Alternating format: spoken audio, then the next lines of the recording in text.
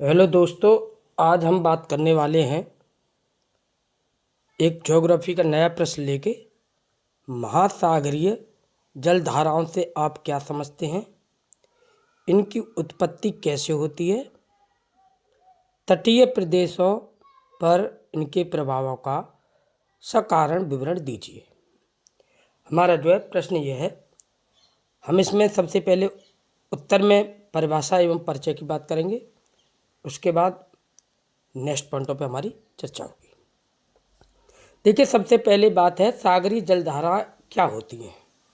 परिभाषा या परिचय में इस बात को कर रहे हैं, तो मैंने पहला ही पॉइंट लिखा है, सागरों में जल के एक निश्चित दिशा में प्रवाहित होने की गति को जलधाराएं कहते हैं।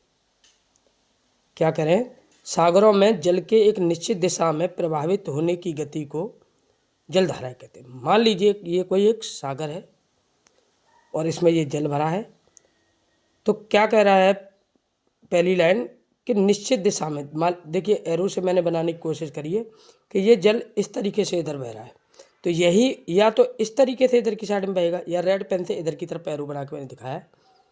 तो इस तरीके की जो धाराएं बहेंगी जल के अंदर एक निश्चित दिशा में लगातार, उसी को आप कहेंगे जलधारा। तो ये प्रश्न आपकी जो है बात जो पूछी गई थी परिभाषा में, आप इस बात को बता सकते हैं। नेक्स्ट पॉइंट लिख रहा है, ये धरातलीय भाग पर प्रभावित होने वाली नदियों के समान होती हैं।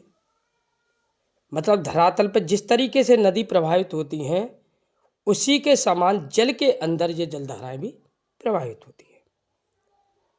सागरीय गतिविधियों में जलधाराएं सर्वाधिक शक्तिशाली होती हैं। मतलब सागर में जो भी गतिविधियां होती हैं उसमें जलधाराएं कैसी होंगी, सर्वाधिक शक्तिशाली होंगी। नेक्स्ट पॉइंट, जलधाराओं की गति, आकार तथा दिशा में पर्याप्त अंतर होता है। ये आप परिभाषा या परिचय में लिखेंगे कि जलधाराओं की गति और आकार में क्या होता है, पर्याप्त जो है अंतर देखने को मिलता है। तो आपको परिभाषा में ए पॉइंट डाल के, जो परिभाषा में हर बार बताता हूँ, इस तरीके से आप लिखेंगे, चित्र बना देंगे, उसके माध्यम से ये पूरी परिभाषा समझा देंगे। कृष्णा एजुकेशन ग्रुप आपके लिए सदा तत्पर है। मेंस की सीरीज आप लगातार चल रही है, आप उस पर कार्य करते रहें। नेक्स्ट बी पॉइंट में हम लिखेंगे कि जो सागरीय जलधाराएं बनी हैं उसकी उत्पत्ति के क्या क्या कारक हैं, क्योंकि कारक की भी चर्चा करनी है। तो देखिए, जलधाराओं की उत्पत्ति के निम्न कारक मैंने लिखे हैं।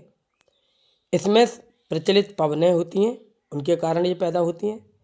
तापमान में भिन्नता के कारण पैदा होती हैं, और लवणता में अंतर आ जाने के कारण भी जो है सागरीय जलधाराएं उत्पन्न होती हैं।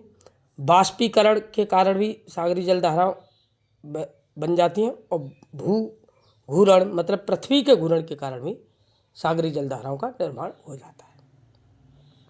तो बी पॉइंट में आप इसकी चर्चा कर देंगे। नेक्स्ट सी पॉइंट में आप देखेंगे, इसके प्रभाव की बात करेंगे कि जो सागरीय जलधाराएं हैं उसका क्या क्या प्रभाव पड़ेगा, उस पर हम बात करेंगे। तो देखिए, सागरीय जलधाराओं के प्रभाव से जलवायु जो है उसका प्रभाव देखने को मिलता है। जलवायु पर क्या प्रभाव पड़ता है, आर्थिक जीवन पर क्या प्रभाव पड़ेगा, या परिवहन या वाणिज्य पर, व्यापार पर क्या प्रभाव पड़ेगा, अब इस पर चर्चा हम करेंगे। तो सागरीय जलधाराओं से का जो प्रभाव जो है जलवायु से क्या होता है कि जलवायु जो है तापमान एवं आर्द्रता को प्रभावित करती है। दूसरा आप देखोगे पॉइंट मैंने लिखा है, वर्षा लाने में सहयोगी होगी और ऊष्मा का संतुलन होगा। इस तरीके से आप ये की पॉइंट बना के लिख देंगे। नेक्स्ट आप देखोगे आर्थिक में मत्स्य पालन जो होता है उसको बढ़ावा मिलता है, और उच्च अक्षांशों पर बंदरगाहों को खुले रखने में सहयोग हो जाता है।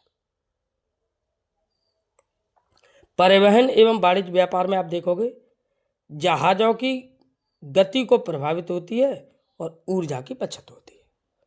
तो ये आप प्रभाव में लिख देंगे। मोस्ट इंपोर्टेंट आप क्या करेंगे, विश्व का जो मानचित्र है उसमें मत्स्य जो क्षेत्र है उनका मानचित्र बना के आप दर्शा सकते हैं।